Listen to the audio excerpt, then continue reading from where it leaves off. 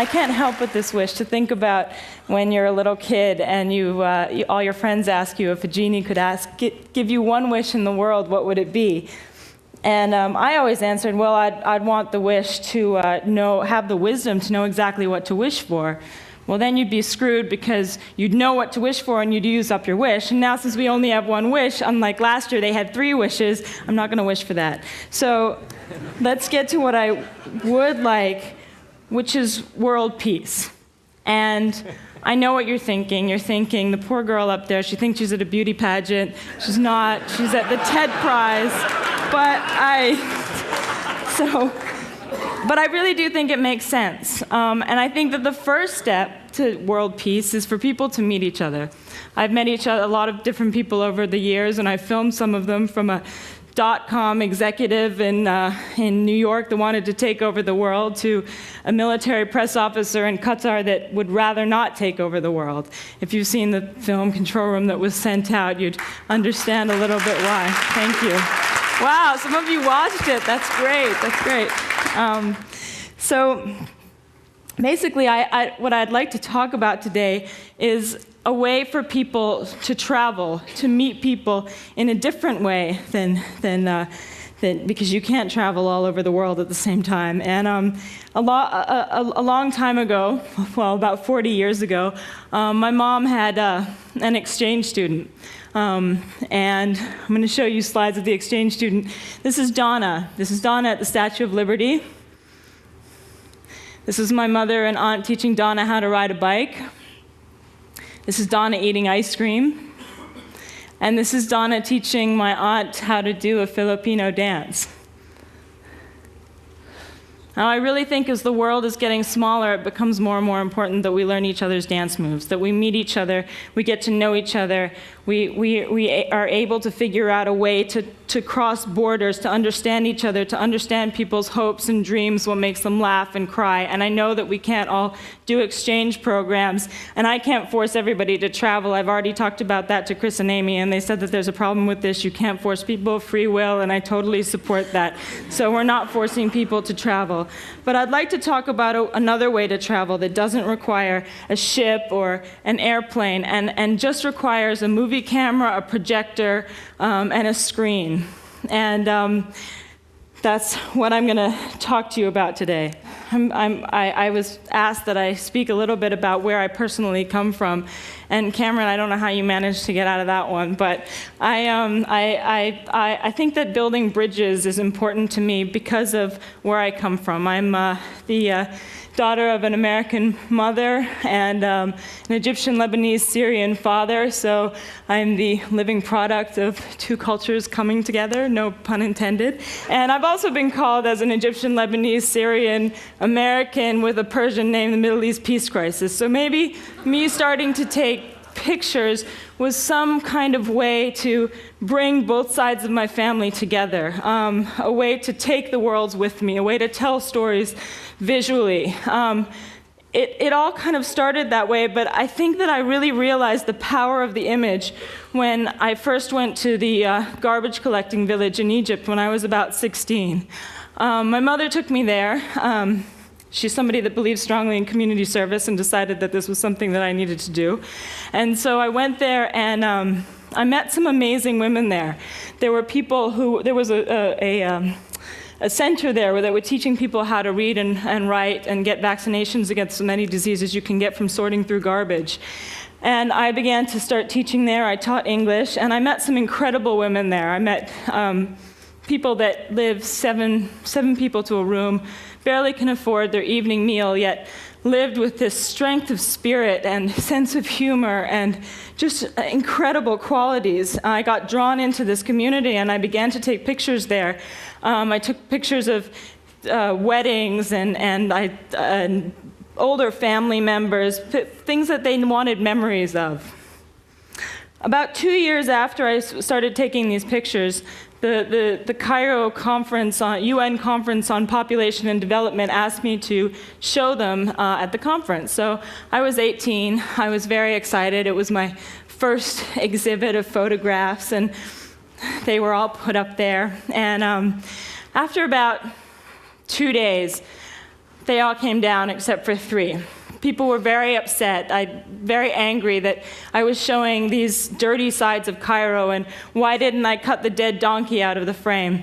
And as I sat there, I got very depressed. I looked at this big empty wall with, 3 lonely photographs that were, very pretty photographs. And I was like, I failed at this. But I was looking at this intense emotion and intense feeling that had come out of people just seeing these photographs. I mean, here I was, this 18-year-old pipsqueak that nobody listened to, and all of a sudden I put these photographs on the wall, and there were arguments, and they had to be taken down, and I just saw the power of the image, and it was incredible. And I think the most important reaction that I saw there was actually people that would never have gone to the garbage village themselves, that would never have seen that the human spirit could thrive in such difficult circumstances. And I think it was at that point that I decided that I wanted to use photography and film to somehow bridge gaps, to bridge cultures, bring people together, cross borders. And so that's what really kind of started me off. Did a stint at MTV, made a film called Startup.com, and then in about 2000, and worked on a couple of music films. But in 2003, when the war in Iraq was about to start, I felt it was a very surreal feeling for me, because before the war started, there was kind of this media war that was going on. And I was watching television in New York, and there seemed to be just one point of view that was coming across. And it went from, the coverage went from the US State Department to embedded troops. And what was coming across on the news was that there was going to be this clean war and precision bombings, and the Iraqis would be greeting the Americans as liberators and throwing flowers at their feet in the streets of Baghdad.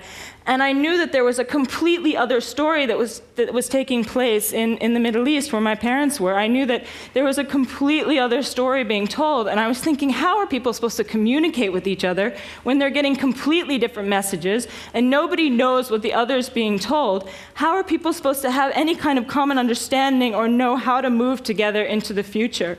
So I knew that I had to go there. I just wanted to be in the center. I had no plan. I had no funding.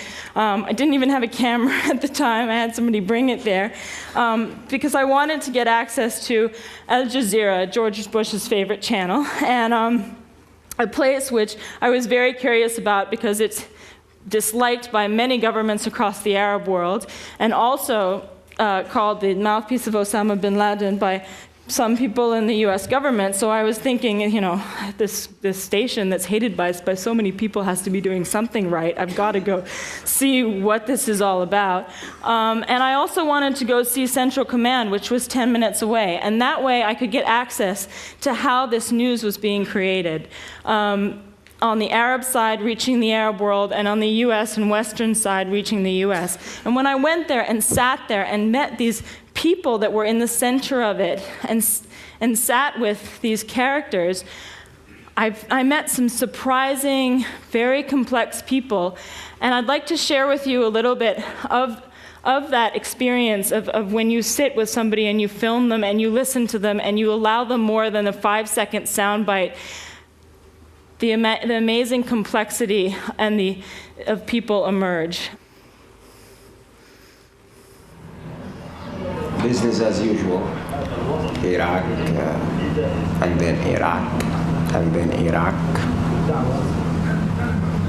But between us, if I'm offered a job with Fox, I will take it.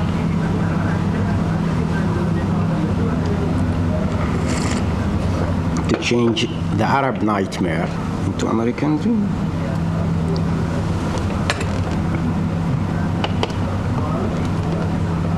I still have that dream. Maybe I will never be able to do it, but I have plans for my children. When they finish their high school, I will send them to America to study there. I will pay for their study, and they will stay there.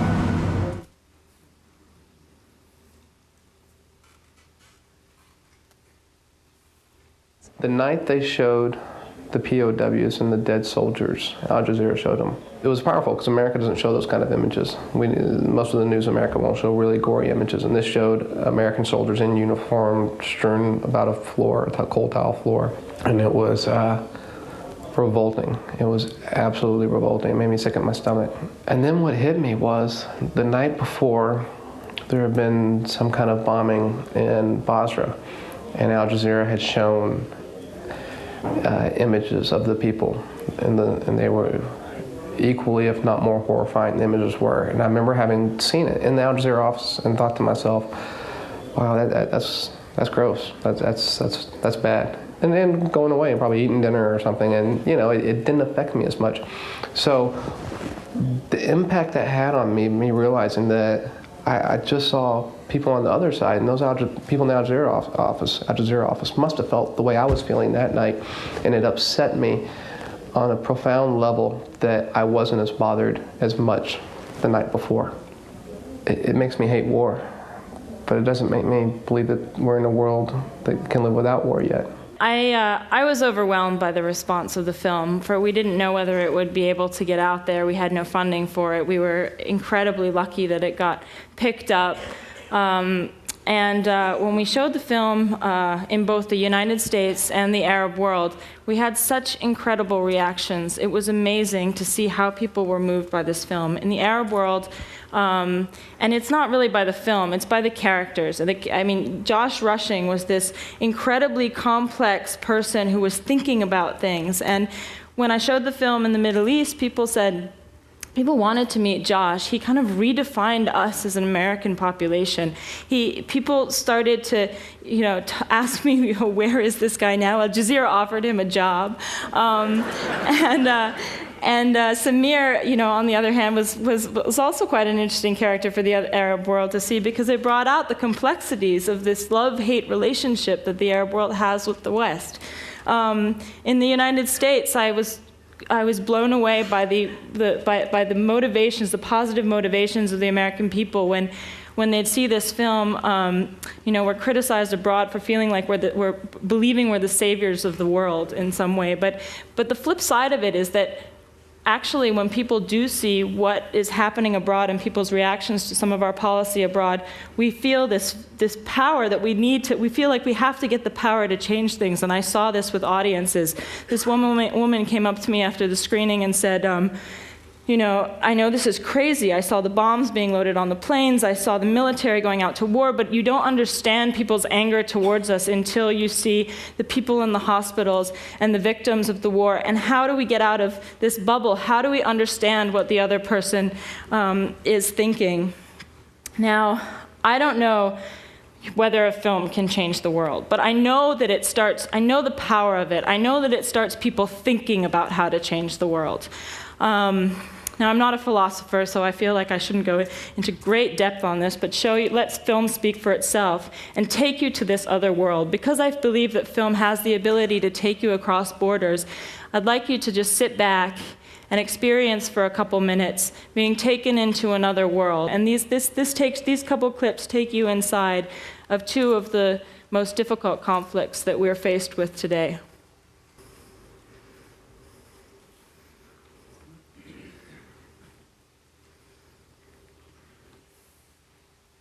لازم حدا يضحي بحاله، طول ما في ظلم واحتلال في تضحية. هذا مش تضحية، هذا انتقام. هيك بتقتل وبتصير زيهم. وببدل في الفرق بين الضحية والقتل. الفرق انه بطل في عنا خيارات ثانية كيف الناضل، يفتحوا لنا مجالات للنضال، لو في عنا طيارات كان ما كنش في عنا استشهاديين. الفرق الواحد انه اسرائيلي قوى بكثير عسكريا وانت مش قوي قدهم. كان خلينا نكون متساويين بالموت، دائما راح يكون عندنا الجنة بإذن الله.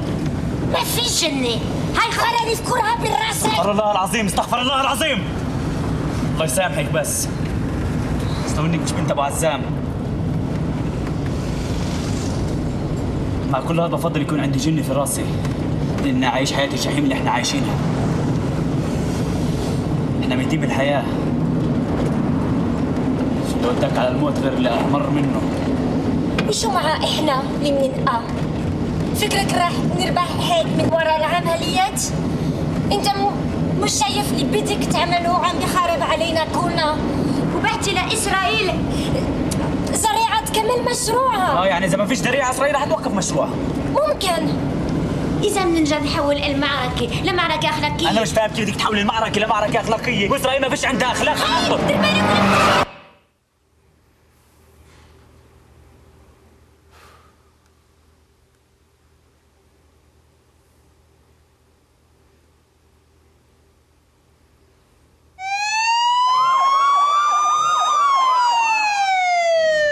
לקראת 4:15 מתקשרת אליי הילד חצי שעה יותר מאוחר ואומרת לי, תשמע, היה פיגוע בתל אביב. מה אתם יודעים על ההרוגים, זהות שלהם? אנחנו מחפשים 3 נערות. אין לנו שום אינפורמציה. מה את מחפשת? 3 בנות, הם היו 4 ביחד, ואחת פצועה פה וה3 אין קול ואין. אני אומר, כן, זאת בת חן, זאת הבת שלי. אתה בטוח שהיא מתה? לי כן.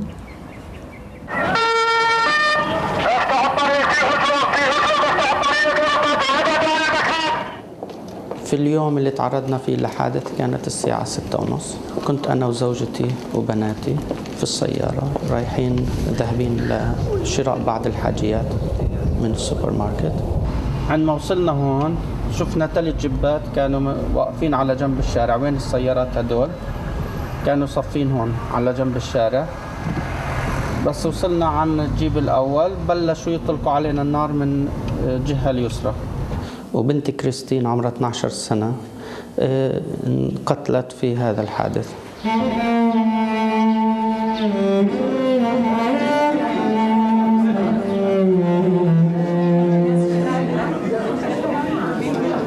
I am the headmaster for all parts, but I have. But there is a teacher that he's in charge of. Yes, I have assistants. I deal with children all the time. All the time.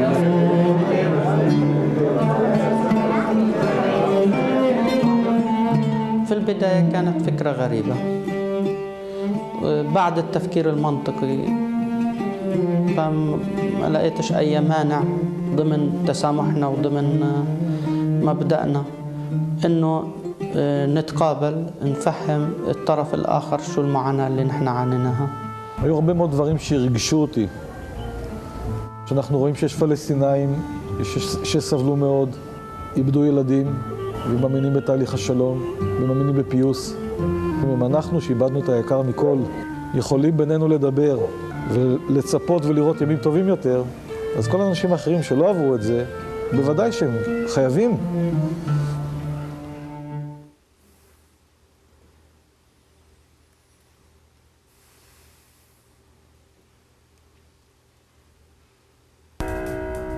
Song is something that we communicated with people who otherwise would not have understood where we're coming from. You could give them a long political speech, they would still not understand. But I tell you, when you finish that song, people will be like, damn, I know where you niggas are coming from. I know where you guys are coming from. Death unto apartheid. It's about the liberation struggle. It's about those children who took to the streets, fighting, screaming, free Nelson Mandela. It's about those unions who put down their tools and demanded freedom. This Obuya, yes, Yebo, yes, yes, hey. Oh, freedom.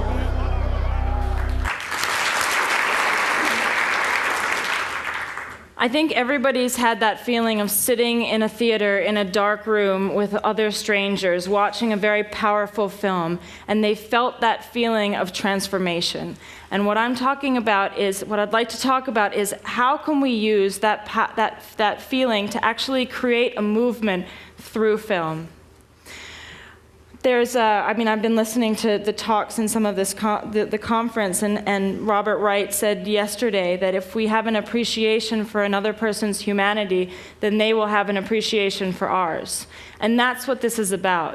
It's about connecting people through film, getting these independent voices out there. Now, Josh Rushing actually ended up leaving the military and taking a job with Al Jazeera. So his feeling is that it's Al Jazeera International because he feels like he can actually use media to bridge the gap between East and West. And that's an amazing thing. But I've been trying to think about ways to give power to these independent voices, to give power to the filmmakers, to give power to people who are trying to use film for change. And there are incredible organizations that are out there doing this already. There's Witness, that you heard from earlier. There's Just Vision, that are working with Palestinians and Israelis who are working together for peace and documenting that process and getting interviews out there and using this film to take to Congress to show that it's a powerful tool to show that this is a woman who's had her daughter killed in an attack, and she believes that there are peaceful ways to solve this.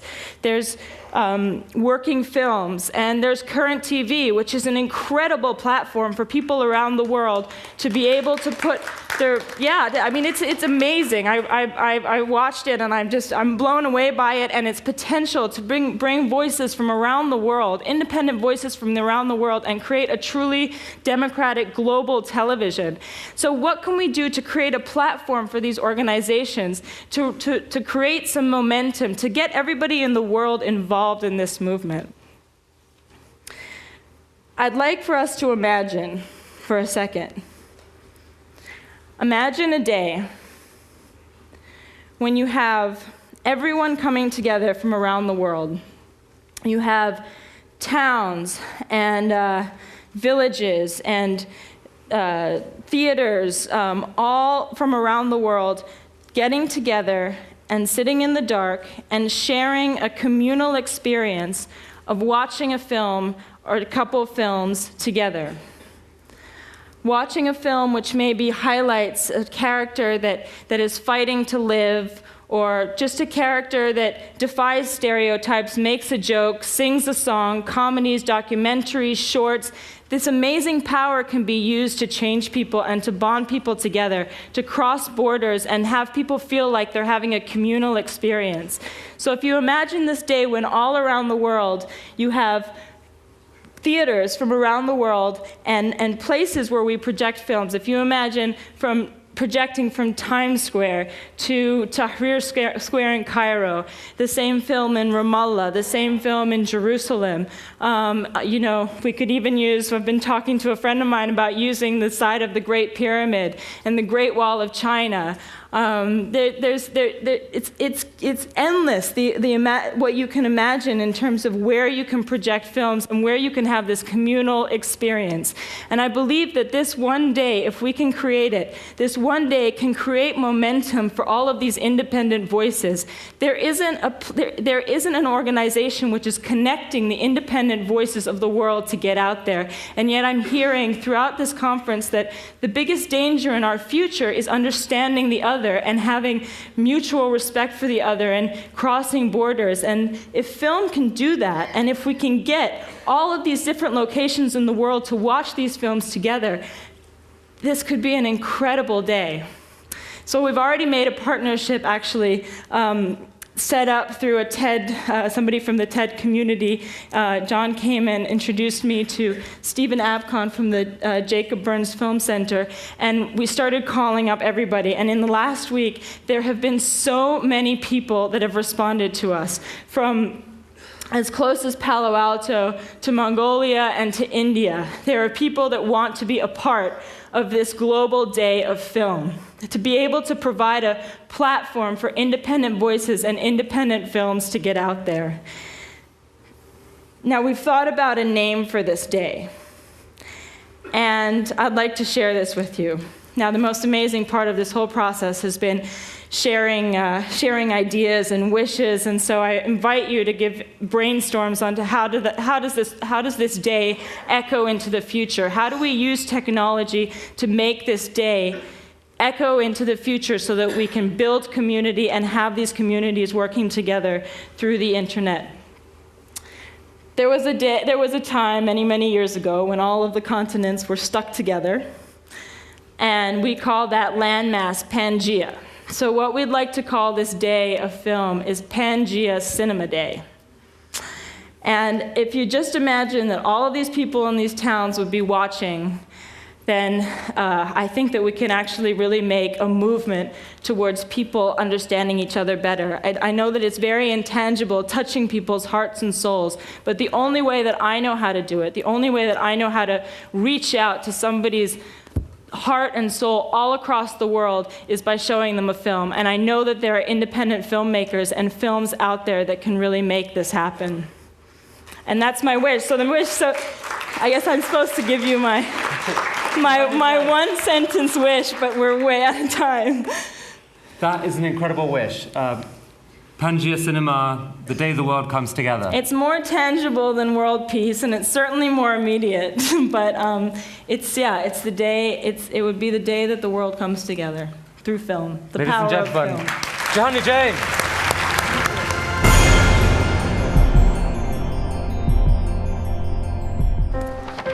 What if great ideas weren't cherished? What if they carried no importance? Or held no value?